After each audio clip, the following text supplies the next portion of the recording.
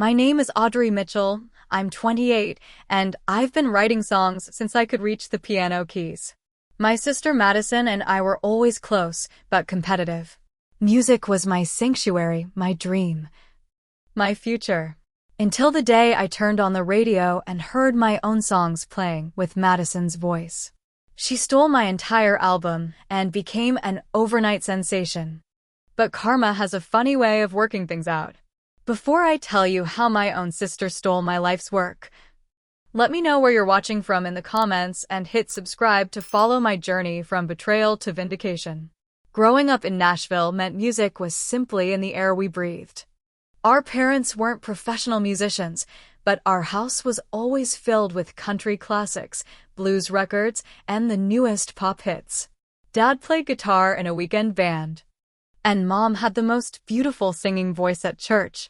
It was the perfect environment for a budding songwriter. I showed musical aptitude early, picking out melodies on our old upright piano by age 5. While Madison preferred performing dance routines for anyone who would watch, I was content sitting at the piano for hours, figuring out how songs were constructed, what made them work. My parents bought me my first composition notebook when I was 8, and I filled it with lyrics that were childish but earnest. Madison and I were always different that way. I was the quiet, thoughtful one who processed the world through music and lyrics. Madison was vibrant, theatrical, constantly seeking the spotlight. When we had family gatherings, she would organize performances where she would dance and sing while I reluctantly accompanied her on piano. Even then, the pattern was established. I created. She performed. Our parents tried to balance their attention between us, but Madison's natural charisma made her easy to notice. I didn't resent it. I was comfortable in my role as the serious artist. When Madison got the lead in school plays, I wrote the incidental music. We complemented each other, and in those early years, it felt like a partnership rather than a competition. College was transformative for my music. I studied composition at Belmont University, immersing myself in theory and expanding beyond the country pop foundations of my childhood. I experimented with folk elements, atmospheric production techniques, and more introspective lyrics. My professors recognized something unique in my songwriting, a vulnerability paired with melodic sophistication that set my work apart from typical student compositions. While classes gave me structure, nights and weekends were spent in Nashville's songwriter circles. I'd perform at small venues, open mics, anywhere that would have me. The audiences were small but attentive. Other songwriters would nod appreciatively at an unexpected chord change or a particularly honest lyric. I wasn't making waves, but I was building respect among peers who understood the craft. Financial reality meant working multiple jobs alongside my musical pursuits. Morning shifts at a coffee shop near campus, evening waitressing at a downtown restaurant, and weekend gigs teaching piano to kids.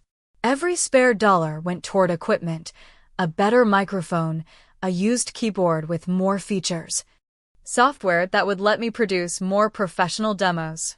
By my senior year, I had transformed the tiny second bedroom of my apartment into a functional recording space, with foam panels on the walls and a computer setup that could capture my songs with reasonable fidelity. The dedication came at a cost. While classmates were enjoying typical college experiences, I was either working, studying, or creating. But I never questioned the sacrifice. Music wasn't just what I did, it was who I was. The recognition would come eventually. I just needed to keep honing my craft and building my catalog of songs. After graduation, Madison surprised me by suggesting we share an apartment. She had studied theater but was struggling to find consistent acting work. We're both creative people trying to make it, she reasoned. We should support each other. The arrangement made financial sense, and despite our differences, we'd always maintained a close relationship. Our 2-bedroom apartment in East Nashville became our creative headquarters. Madison converted the living room into an audition space where she would rehearse monologues and practice different character voices. My bedroom doubled as my studio. where I would write late into the night. We established a system where a closed door meant creative time and wasn't to be interrupted unless absolutely necessary. I found myself enjoying Madison's presence more than expected. She would return from auditions with dramatic stories about eccentric directors or fellow actors, making me laugh after long days. When I felt stuck on a song, she would listen and offer feedback from a performer's perspective, noting which parts felt natural to sing, where a breath would logically fall. Her theatrical training gave her insights into emotional delivery that sometimes helped me reshape lyrics for greater impact. As months passed, Madison's auditions rarely led to roles. I would hear her on the phone, voice bright and professional, scheduling tryouts for commercials, small theater productions, even reality TV shows. But the rejections accumulated, and I often found her staring at her phone, waiting for calls that rarely came. I tried to be supportive, reminding her that persistence was essential in creative fields. "Your breakthrough is coming," I'd tell her, the same words I repeated to myself about my own music. It was during this period that I began work on what I considered my most important collection of songs. The concept came to me almost fully formed, 12 interconnected tracks exploring different facets of vulnerability, from childhood insecurities to adult heartbreaks. I called it Transparent Walls, a metaphor for how we try to protect ourselves while still wanting to be seen. For a year, this album consumed my life. I woke up thinking about lyrical revisions, scribbled chord progressions on napkins during coffee shop shifts, and recorded countless demos as the songs evolved. The title track emerged first, a piano-driven ballad about the moment you realize you've been keeping people at a distance. Glass between my heart and yours.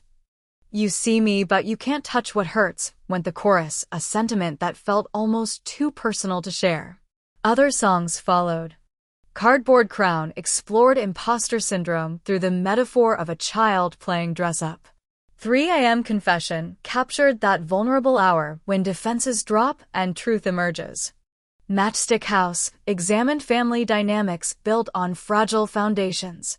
Each song revealed another layer of my experiences, reframed through metaphor and melody. Madison seemed genuinely impressed as the album took shape. She would sit cross-legged on my bedroom floor as I played rough versions, nodding along and occasionally wiping away tears at particularly moving passages. "This is it, Audrey," she said after hearing the completed demo of Transparent Walls. "This is the one that's going to change everything for you." Her encouragement fueled my confidence. I invested in professional mastering for 3 tracks to submit to record labels.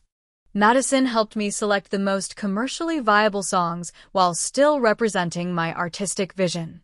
We spent evenings researching submission guidelines for various labels, from major companies to independent imprints that might appreciate my singer-songwriter approach. "We should celebrate when you get your first offer," Madison said one night as we packaged demos to mail. "I'm thinking champagne, fancy dinner, the works." Her certainty was contagious. For the first time, I truly believed my music might reach beyond small venues and appreciative peers. With my sister's support and the strongest material I'd ever written, success felt not just possible but inevitable. The first rejection came via email, a polite form letter thanking me for my submission, but explaining that my sound didn't align with their current roster. I tried not to let it affect me. Everyone faced rejection in this industry. The second and third followed in quick succession, equally polite, equally dismissive. But then came interest from Meridian Records, a respected indie label with a roster of thoughtful singer-songwriters. The A&R representative, Jessica, requested a meeting, and Madison helped me prepare obsessively. We selected my outfit, rehearsed potential questions, and Madison even role-played as a tough executive so I could practice maintaining composure under pressure. The meeting went well. Jessica seemed genuinely impressed with my songwriting and asked thoughtful questions about my influences and creative process. "We'll be in touch within 2 weeks," she promised, squeezing my hand as we parted. I floated out of the office, Madison already planning celebration scenarios by my side. 2 weeks stretched into 3, then 4. When Jessica finally called, her voice had lost its enthusiasm. The committee was divided, she explained. Your songs are beautiful, but they're worried about marketability. The production feels a bit too homemade, and they're concerned about your performance presence. She suggested I work with a producer to polish my sound and develop a more dynamic stage presence before resubmitting. Madison found me crying in my room that night. They just don't get your vision, she consoled, bringing me tea and sitting beside me. Jessica is probably kicking herself, but she has to follow what the committee says. Her words were comforting, but something in her tone felt rehearsed, as if she was saying what she thought a supportive sister should say rather than what she truly believed. As rejections continued to accumulate, financial pressure intensified. My manager at the coffee shop had been accommodating with my schedule during the submission process, but now I needed more hours just to cover rent and student loan payments. I picked up extra shifts, sometimes working doubles that left me too exhausted to even touch my keyboard when I got home. Madison, meanwhile, seemed less present in our shared apartment. She started mentioning new friends I'd never met, people connected to the music industry she'd apparently encountered at auditions or networking events. Just trying to expand my contacts, she explained when I asked. You never know who might help your career. After a particularly grueling week of work, I came home hoping to lose myself in music, only to find Madison suggesting we take a break from our creative feedback sessions. You seem stressed, she said. Maybe focus on work stuff for a while and come back to music with fresh ears. The suggestion stung. Music was my stress relief, not its cause, but I was too tired to argue. Small changes in Madison's appearance and behavior began to register. Her wardrobe evolved from bohemian actor casual to a more polished, stage-ready aesthetic. She started wearing her hair differently, experimenting with makeup styles that photographed well. When I complimented a new outfit, she mentioned a friend with fashion connections had been advising her. The secretive phone calls began around this time. Madison would step onto our small balcony to take calls, voice too low to overhear. When asked, she'd offer vague explanations about potential opportunities or preliminary discussions about a project. Given her years of near misses with acting roles, I didn't press for details, not wanting to jinx whatever prospect had her so secretive. Her absences became more frequent and extended later into the night. Networking event, she would text, or meeting ran long, don't wait up. I tried to be understanding. The entertainment industry operated on its own schedule, and if Madison was finally making connections, I didn't want to seem unsupportive. What I couldn't rationalize away was finding Madison at my desk one afternoon, copying lyrics from my notebooks into her phone. She jumped when I entered, laughing nervously. Your bridge on Matchstick House was stuck in my head, she explained. I wanted to remember how it went. It seemed innocent enough, but something in her defensive posture triggered an alarm I tried to ignore. Pages began disappearing from my journals. Not entire notebooks, just strategic pages where I'd worked out final versions of lyrics or noted specific production ideas. When confronted, Madison suggested I had probably moved the pages myself during late-night writing sessions. You've been working so hard, running on empty, she said. I've found you asleep at your desk twice this month. I might have continued ignoring these warning signs indefinitely if not for an unexpected conversation I overheard. Returning early from a shift due to a migraine, I paused outside our apartment door, hearing Madison's voice through the thin wood. She was discussing the tracks with someone, mentioning technical adjustments and vocal approaches that made no sense for an actress. The producer thinks they're ready, I heard her say. Just some final mixing tweaks. Yes, I know how important first impressions are. Don't worry, there won't be any complications. The conversation shifted when she heard my key in the lock. smoothly transitioning to fake pleasantries about an audition as I entered. That night, I searched her room while she was out, shame mixing with mounting suspicion. I found nothing concrete. Just a business card for a recording studio across town where Madison had no reason to be, and a contract document mostly obscured in her bag, showing only a header with the logo of Echo Lake Records, a boutique label known for launching new artists. I convinced myself I was being paranoid, creating conspiracies from coincidences. Madison was my sister, my supporter. Whatever she was doing, there had to be a reasonable explanation that didn't involve betrayal. I was projecting my frustrations onto the person closest to me, which wasn't fair to either of us. Still, I began keeping my current work closer, storing important files on password-protected drives, and keeping my newest notebooks with me rather than leaving them in our apartment. It felt excessive. Even slightly crazy, but something deep inside whispered that protection was necessary. I didn't yet understand just how right that instinct would prove to be. The day everything changed started normally enough. I was driving to my morning coffee shop shift, mentally planning which songs to work on that evening, when the local radio station's new music spotlight segment began. The DJ's voice was animated. "We're excited to bring you a debut single that's already generating serious buzz. Remember this name, music lovers. Madison Mitchell is about to be everywhere." The piano intro was unmistakable, the distinctive melody I'd composed for Transparent Walls, with some additional production elements, but fundamentally unchanged. I nearly swerved into another lane, pulling over to the shoulder as Madison's voice, not mine, sang the lyrics I had written about my own experiences, my own vulnerabilities. My hands shook so badly I could barely text my manager that I was sick and wouldn't make my shift. The drive home was dangerous. Tears blurred my vision as the DJ's words repeated in my mind. An incredible new songwriter with a unique perspective. Each word felt like a physical blow. By the time I reached our apartment, anger had crystallized from the initial shock. Madison was in her room, surrounded by expensive luggage I'd never seen before. Designer bags were lined up on her bed, filled with new clothes still bearing tags from boutiques we could never afford.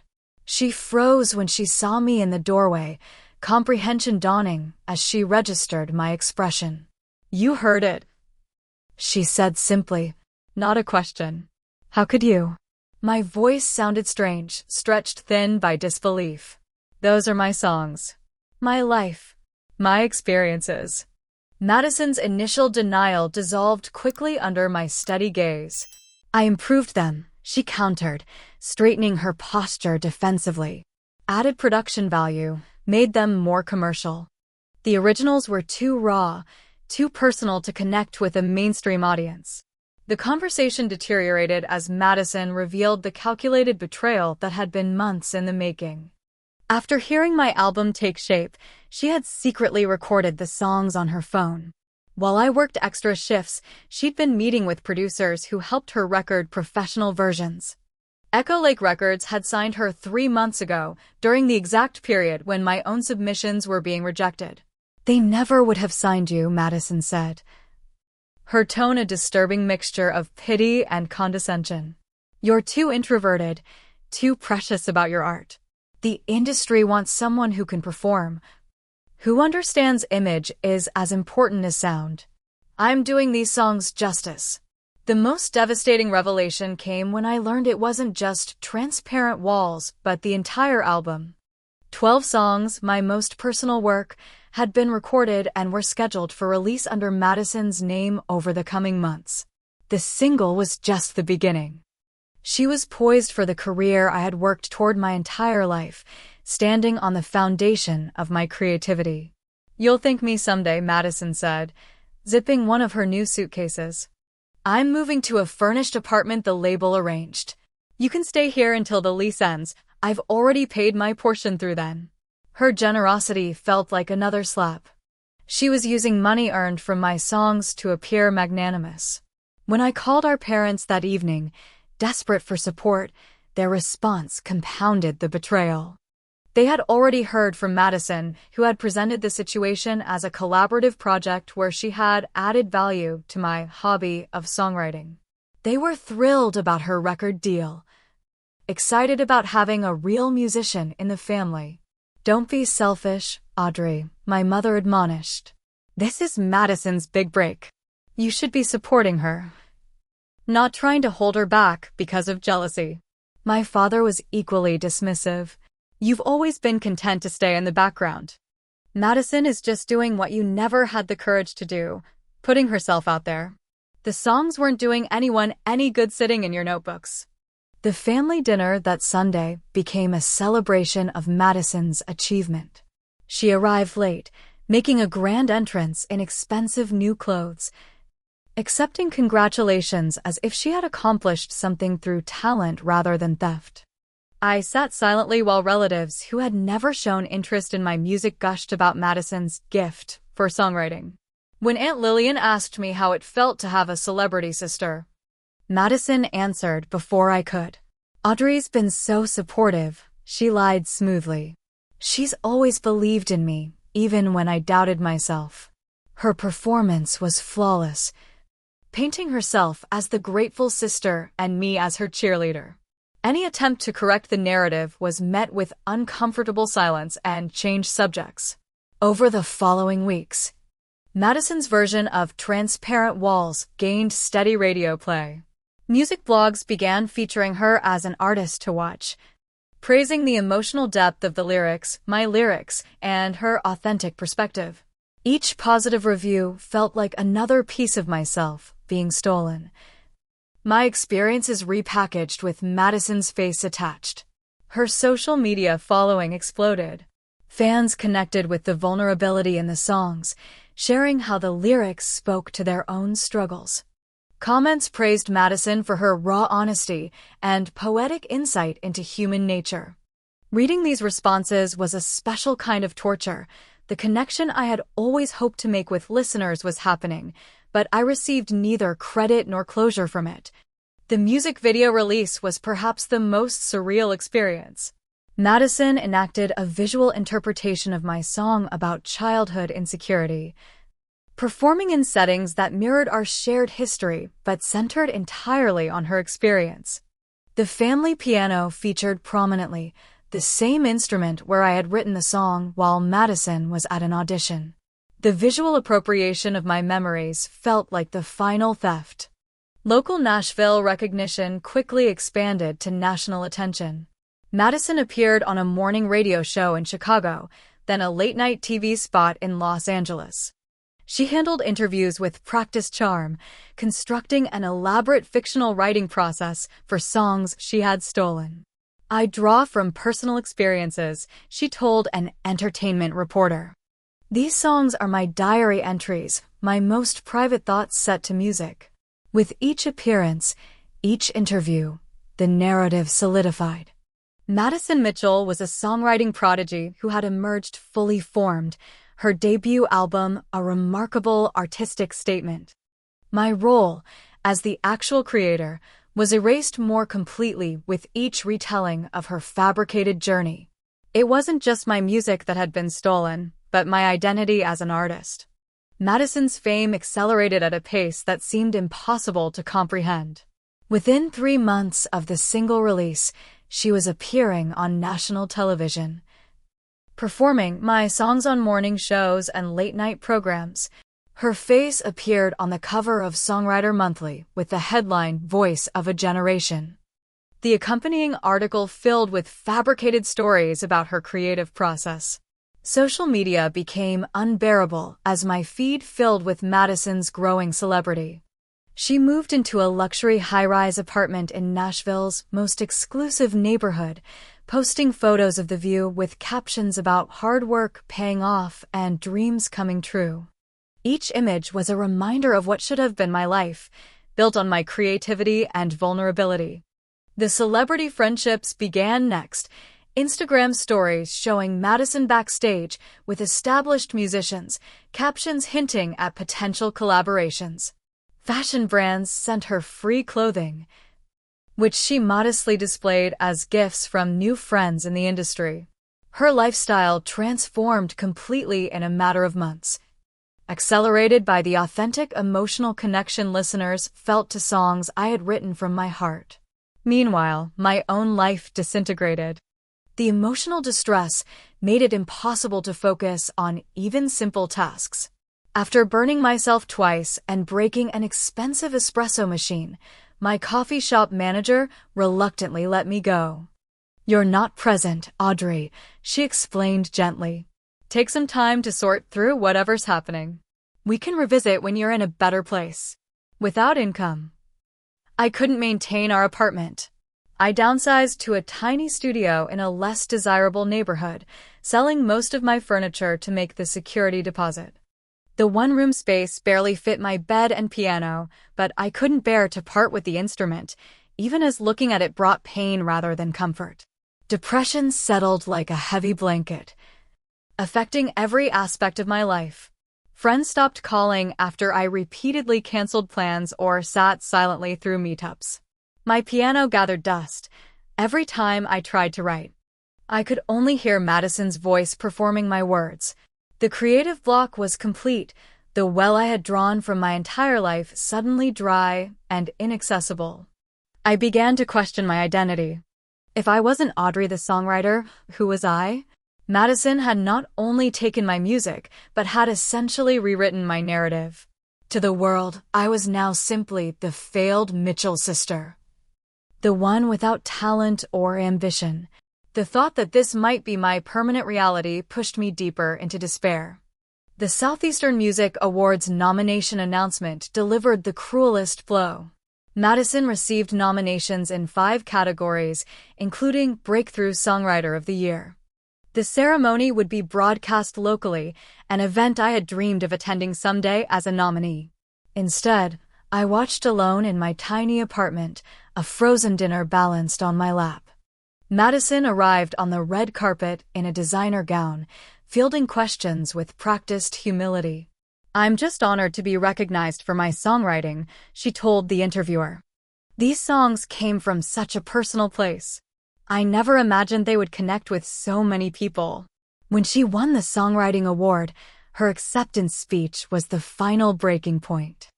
"I want to thank my family," she said, eyes glistening with camera-ready tears. "Especially my parents, who always encouraged my creativity." She paused dramatically. "Music has always been my sanctuary, even though no one else in my family has any musical talent. This award validates all those late nights writing alone, pouring my heart into these songs." The blatant lie, delivered to applause, shattered something fundamental inside me. I screamed at the television, throwing my dinner plate against the wall where it shattered, food staining the cheap paint. In a frenzy of rage and grief, I attacked my keyboard, the instrument that had been my faithful companion since childhood. The plastic keys cracked under my fists, the stand collapsing as I pushed it over. Curled on the floor amid the destruction, I contemplated giving up music entirely. Perhaps Madison was right, perhaps she deserved success more than I did. If I had been more outgoing, more willing to perform and promote myself, would things have been different? The thought of starting over, of writing new songs only to have them ignored while Madison's stolen versions earned accolades, seemed unbearable. Thanksgiving arrived during this dark period. Despite my reluctance, I attended family dinner, hoping for some comfort in familiar traditions. Instead, the gathering became another Madison celebration. Her award stood prominently on the mantel, and conversation revolved entirely around her recent appearances and upcoming opportunities. When I finally spoke up, mentioning casually that the bridge in Cardboard Crown had been inspired by our grandfather's piano lessons, the table fell uncomfortably silent. My mother changed the subject immediately. Later, in the kitchen, she confronted me. "Madison is finally successful. Why can't you just get over it and write new songs? Why must you try to diminish her moment?" "Because they're my songs," I said, voice breaking. "My experiences, my emotions, my work." "That's enough," my father interjected, entering the kitchen. Madison took initiative with those songs. Maybe they started with your ideas, but she made them successful. That's what matters in the real world. I left before dessert was served, driving through tears back to my empty studio apartment. That night, I made the decision to cut contact with my family. Their complete dismissal of my creative theft was a wound too deep to navigate while trying to rebuild my life. I sent a brief email explaining my need for space and blocked their numbers, unwilling to subject myself to more gaslighting and dismissal. The holiday season that followed was the loneliest of my life. Christmas decorations around the city felt like a mockery of joy. I worked temporary jobs, retail, food delivery, anything to make rent, while avoiding radio stations and music stores where Madison's album had prominent display. The person I had been, a passionate songwriter with dreams and creative purpose, seemed to have died, replaced by a hollow shell just going through the motions of survival. The spark of change came unexpectedly through a commercial on a late-night radio show. Half asleep after a double shift, I barely registered the advertisement until the phrase, "protecting songwriter rights," penetrated my exhaustion. A law firm specializing in music copyright was offering consultations for artists concerned about intellectual property issues. I dismissed the idea initially. Without a record deal or published works, what rights did I have to protect? Madison had industry power and family support. Fighting her would only bring more pain and probably financial ruin. Better to accept the loss and try to move forward somehow. But the seed had been planted. That night, I dreamed of performing my songs on stage while Madison watched from the audience. The roles finally reversed. I woke with the first sense of possibility I'd felt in months. After my shift the next day, I began researching music copyright law. What I discovered transformed my understanding of the situation. Under U.S. copyright law, creative works are protected from the moment they are fixed in tangible form, written down, recorded, saved on a computer. Registration offered additional protections, but wasn't required for basic copyright ownership. This meant that I, as the original creator, still owned the rights to my songs, regardless of Madison's theft and commercial release. Her recordings and performances were technically infringements unless she had obtained proper licenses or assignments, which she couldn't have. Since I had never signed anything, the realization sent me digging through external hard drives and cloud backups. I found dozens of dated recordings, from rough piano demos to more polished versions created in my home studio. The earliest dated back 18 months before Madison's release, with clear progression showing the song's development. Even without formal registration, these time-stamped files provided compelling evidence of my authorship. My old notebooks contained further proof, pages of crossed-out lyrics, alternate verses, notes on chord progressions and production ideas. The chronological development of each song was clearly documented in my handwriting, with dates in the corners marking particularly productive sessions. Even the missing pages worked in my favor. Their absence corroborated my story of theft. I searched through old emails, finding messages to friends where I had shared early versions of songs or discussed specific lyrics I was working on. Rachel, a fellow songwriter from college, had provided feedback on transparent walls nearly a year before Madison's version appeared. Kyle, a former colleague from the coffee shop, had helped me record a rough demo of Matchstick House during his lunch break. The evidence was substantial, but I needed professional guidance to understand my options. The Nashville music scene supported several law firms specializing in copyright and entertainment law. After researching their track records, I made an appointment with Diana Foster, an attorney known for representing independent songwriters against larger entities. Diana's office was modest but professional, located in a converted Victorian house near Music Row. She listened intently as I explained the situation, occasionally taking notes, but mostly maintaining eye contact that conveyed genuine concern. When I finished, she asked to see the evidence I had collected. "This is actually quite compelling," she said after reviewing my materials. "The dated recordings alone create a strong presumption of authorship. The notebooks and correspondence further establish your creative process and timeline." She leaned forward, hands clasped on her desk. "Audrey, based on what you've shown me, you have a legitimate copyright infringement claim against both your sister and her record label." Diana explained how royalties worked, how each time Madison's recordings were streamed, played on radio, or used commercially, money was generated that rightfully belonged to me as the songwriter.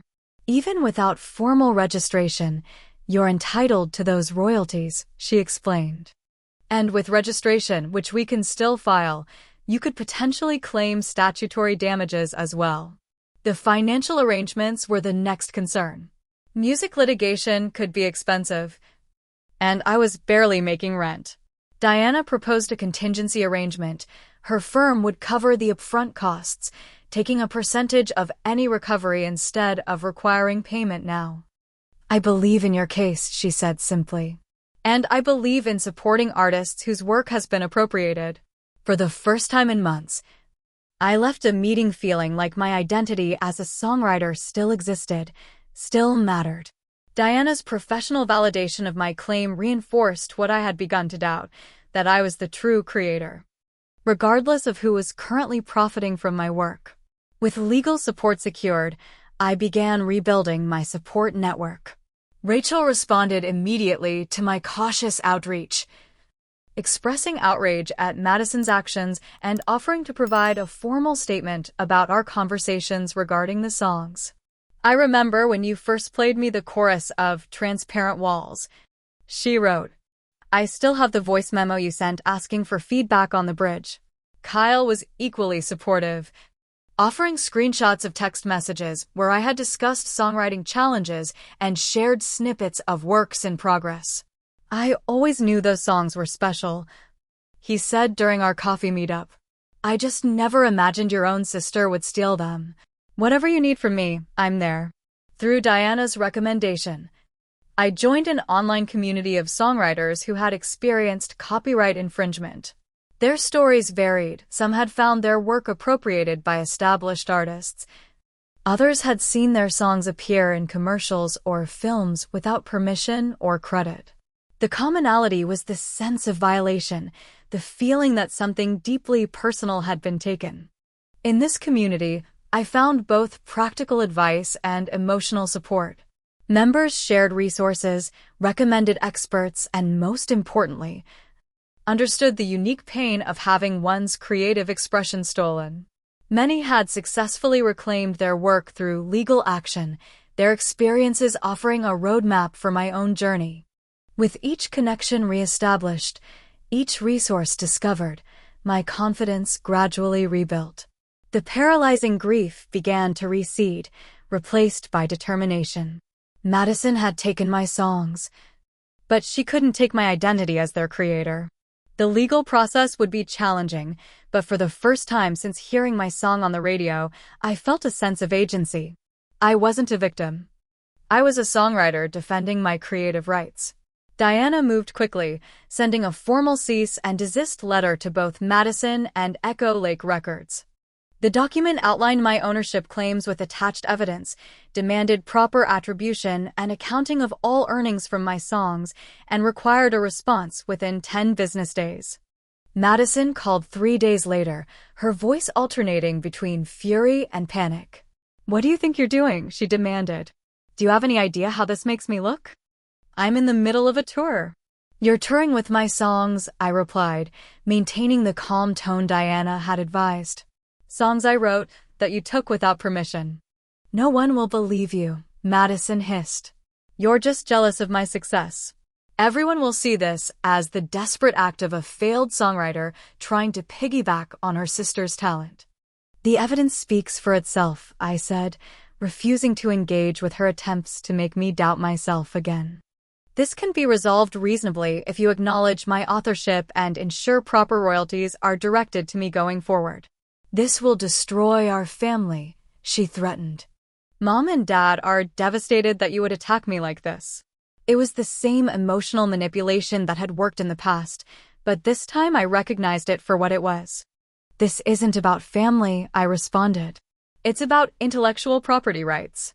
I'll see you at the meeting with the label." The meeting at Echo Lake Records headquarters was intimidating by design. Madison arrived flanked by the label's legal team and her newly acquired manager, all in imposing business attire.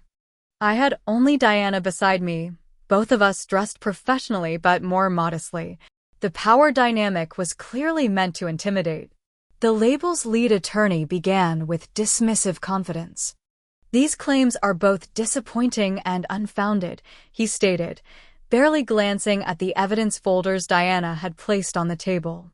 "Unless Mitchell has established herself as a talented songwriter.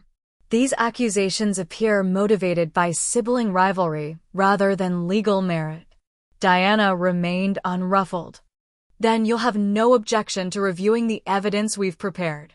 She opened the folders, methodically presenting my original demos with their timestamps. The progression of recordings showing the song's development and emails documenting my creative process, all predating Madison's versions by many months. The technical analysis was particularly compelling. A music theory expert had compared my original recordings with Madison's released versions, noting that while production elements had been added, the core compositions were demonstrably identical. Chord progressions, melodic structures, even specific lyrical phrases unique to my writing style appeared unchanged in Madison's recordings. I watched the executive's expressions shift as Diana continued her presentation. Side glances were exchanged. A junior attorney whispered urgently to his superior. Madison maintained her composed facade, but her increasingly tight grip on her water bottle betrayed her anxiety. The turning point came when Diana played my original demo of Transparent Walls, followed by Madison's version. In the stark conference room, the evidence was undeniable. The songs were fundamentally the same composition, with only professional production and Madison's voice differentiating them from my original work. "Unless Mitchell has two choices," Diana concluded calmly. "She can continue denying these claims, in which case we will proceed with formal legal action, including an immediate copyright registration and request for preliminary injunction against further distribution of the infringing works. Or," she paused, "we can reach a settlement that acknowledges Ms. Audrey Mitchell's songwriting rights and establishes appropriate compensation and credit going forward." The label's senior attorney requested a recess. Through the glass walls of the conference room, I could see heated discussion among the legal team, with Madison gesturing emphatically. When they returned, the atmosphere had shifted dramatically. "We take these concerns seriously," the senior attorney began, his tone notably more respectful. "Echo Lake Records prides itself on ethical business practices. We'd like to propose a resolution that addresses Ms. Mitchell's concerns while minimizing disruption to the album's commercial release." The battle was far from over. Madison launched a social media offensive, posting a tearful video claiming I was attempting to steal her success out of jealousy. Her fans responded with predictable outrage, flooding my limited online presence with accusations and insults. Music blogs picked up the story, some presenting it as a simple sibling rivalry turned ugly, others more thoughtfully exploring the complexities of creative ownership. Throughout this public storm, Diana advised maintaining dignified silence. "Let the legal process work," she counseled. Responding to social media attacks only feeds the narrative that this is about emotion rather than intellectual property rights. The formal legal proceedings moved forward. During her deposition, Madison's story changed multiple times under careful questioning. Initially claiming she had written the songs entirely herself, she shifted to suggesting we had co-written them. Then finally admitted to being inspired by my original compositions, but substantially transforming them, a claim contradicted by the technical analysis. Most damaging to Madison's case were her own text messages and emails, uncovered during discovery. Communications with producers referenced my sister's songs and discussed how to adapt Audrey's demos for commercial release. One particularly incriminating exchange with her manager acknowledged the deception directly. She'll never pursue it legally. Audrey hates confrontation, and our parents will take my side. The label's internal investigation yielded further evidence in my favor. Their initial due diligence had been cursory, accepting Madison's claims of authorship without verification. When confronted with the mounting evidence of infringement, they realized their legal exposure extended beyond just the current situation if this case became public through litigation. Other songwriters might scrutinize their catalog for similar issues. As evidence mounted in my favor, Echo Lake Records attorneys approached Diana with a settlement offer. They proposed acknowledging me as the sole songwriter on all disputed tracks, with retroactive and future royalties directed to me. Madison would be credited only as the performer. Additionally, they offered a significant one-time payment to compensate for the emotional distress and delays in proper attribution. The most satisfying moment came during the final settlement meeting. Madison sat stone-faced as the terms were outlined, including the requirement that she make a public statement acknowledging me as the songwriter. When the label's representative mentioned the redirection of all songwriter royalties, the larger portion of the income the songs generated, Madison's composure finally cracked. "This is ridiculous," she snapped. "I made these songs successful. No one would have ever heard them if I hadn't recorded them. I deserve at least half the royalties." The label's attorney responded with corporate coldness.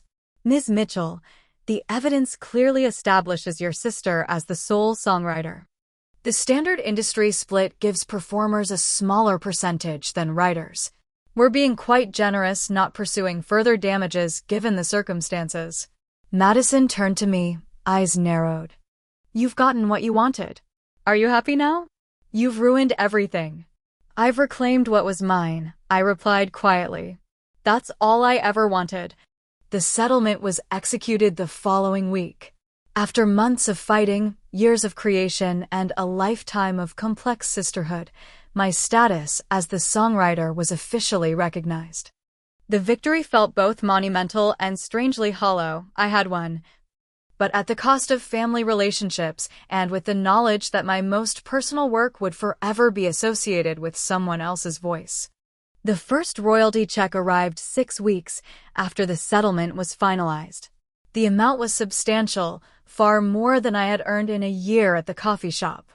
Diana had negotiated quarterly accountings, ensuring transparent reporting of all earnings generated by my songs. With financial security suddenly established, I could finally focus on rebuilding my creative life. Madison's public reaction to the settlement announcement became instant music industry legend. During a scheduled performance on a regional morning show, she was asked about the songwriting credit changes on her album. Clearly unprepared for the question, she launched into a defensive tirade that the producers quickly cut to commercial. The video went viral, her carefully cultivated image of gracious artistry unraveling in 2 minutes of unfiltered rage.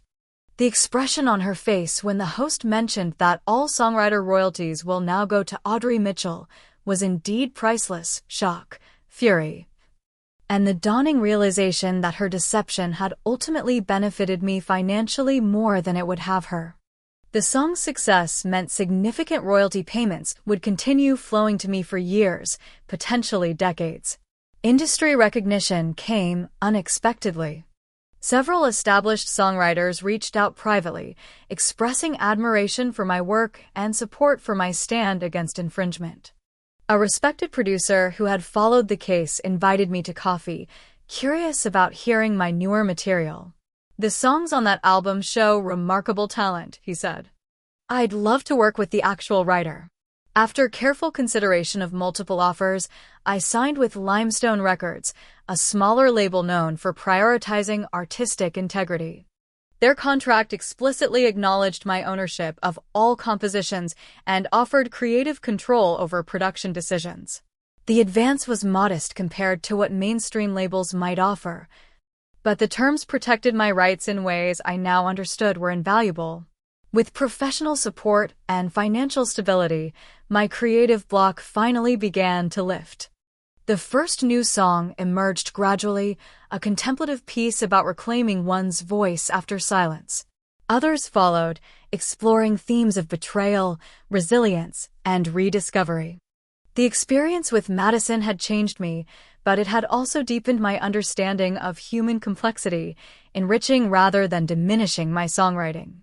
My new apartment, while still modest, featured a proper home studio with equipment I had previously only dreamed of owning. The space became my sanctuary where I could experiment without financial pressure or time constraints. Each new composition felt like reclaiming another piece of my identity, rebuilding my confidence as a creator. The friendships neglected during my depression slowly rekindled. Rachel became a regular visitor, often bringing food when I was deep in creative flow and forgetting to eat. Kyle introduced me to other musicians, helping me build a network of trustworthy collaborators. These genuine connections highlighted how isolated I had become during Madison's rise to fame, reminding me that creativity thrives in community rather than competition. Therapy became an essential part of my healing journey. Weekly sessions helped me process not just Madison's betrayal, but the family dynamics that had enabled it.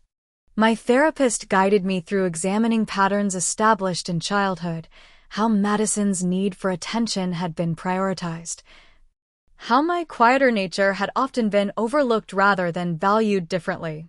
Understanding these patterns didn't excuse what had happened, but it helped me contextualize it within our shared history. Setting boundaries with family proved challenging but necessary. After 6 months of no contact, my mother reached out, suggesting reconciliation without acknowledging any wrongdoing. Families should stick together no matter what, she insisted. I explained that genuine reconciliation would require recognition of what had actually occurred and respect for my creative work. The conversation ended unresolved, but I felt stronger for having maintained my position. Madison's career trajectory changed significantly after the settlement. Without new material, she struggled to maintain momentum. Echo Lake Records fulfilled their contractual obligations but declined to renew her contract. Her social media presence shifted from industry events to sponsored content and reality TV appearances, still in the public eye but no longer centered on musical authenticity. 8 months after the settlement, Madison reached out unexpectedly. Her message was brief, requesting to meet at a neutral location to talk. After consulting with both Diana and my therapist, I agreed to coffee at a quiet cafe in a neighborhood neither of us frequented. She arrived looking different from her polished public persona, hair pulled back simply, minimal makeup, wearing clothes that reminded me more of the sister I had grown up with than the celebrity she had become. The awkwardness between us felt insurmountable until she finally spoke. "I convinced myself you wouldn't have done anything with those songs," she said, staring into her untouched coffee.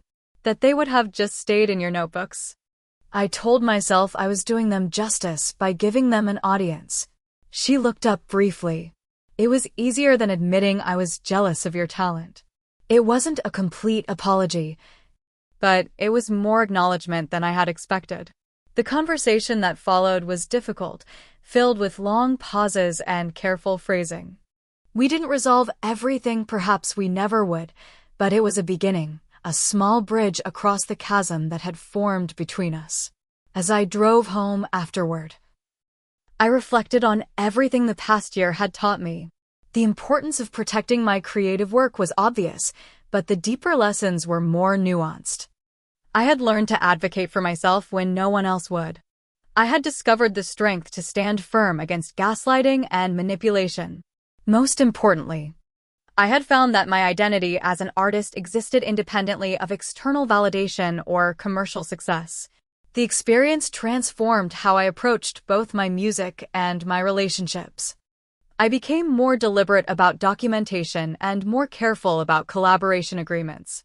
But I also became more open about sharing my creative process with trusted friends, recognizing that isolation had made me vulnerable. The balance between protection and connection became my ongoing practice. My debut album under my own name was released 18 months after Madison's version of my songs. Critics noted the stylistic connections, but praised the greater authenticity and emotional depth in my performances. One reviewer wrote, "Mitchell sings these new compositions not as someone seeking attention, but as an artist with something genuine to communicate. The listener senses they are hearing the true voice behind the songs." That validation was meaningful, but no longer essential to my sense of worth. The journey had taught me that creating from an authentic place was its own reward, regardless of commercial outcome. My songs were once again my own, not just legally, but spiritually. The walls I had built for protection gradually transformed into bridges, connecting me to listeners who responded to honest expression. So, what lesson would I share from this experience? Protect your creative work, certainly. Understand your rights as an artist. But more fundamentally, trust your voice and its value, even when others dismiss or appropriate it. True artistry can be temporarily stolen, but never permanently silenced. Have you ever had someone take credit for your work or ideas? How did you handle it? Let me know in the comments below. And if this story resonated with you, please like, subscribe, and share it with someone who might need to hear it. Remember that your creative voice matters, and it deserves to be protected. Thank you for listening to my journey. And I wish you the courage to always honor your own creative truth.